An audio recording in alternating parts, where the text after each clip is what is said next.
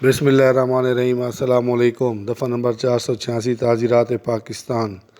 ایسا مال بیچنا جس پر ملتبس نشان تجارت یا نشان ملکیت لگا ہوا ہو۔ دفعہ نمبر 486 تعزیرات پاکستان۔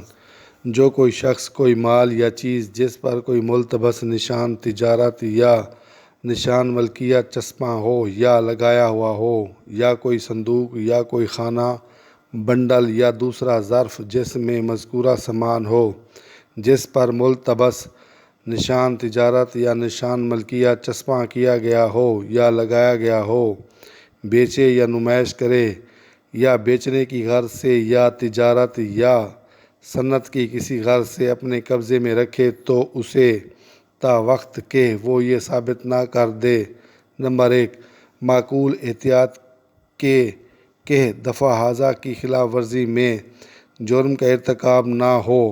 بیان کردہ جرم کی خلاف ورزی کے ارتکاب کے وقت اس کے پاس کوئی وجہ اس امر کی نہ تھی کہ نشان کے اصلی ہونے میں شبہ پیدا ہو۔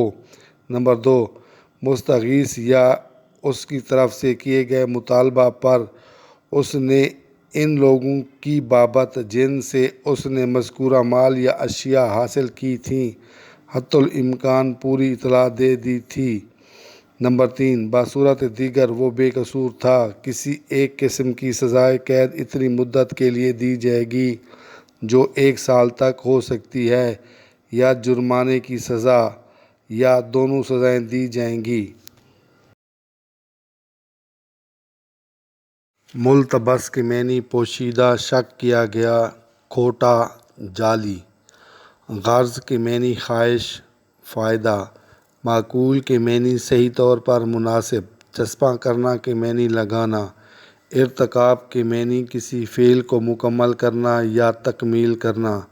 حتی الامکان کے معنی: جس قدر ممکن ہو، جہاں تک ہو سکے۔ بابت کے معنی: متعلق، بسلسلہ، بارے میں۔ مذکورہ کے معنی: جس کا ذکر پہلے کیا گیا ہو۔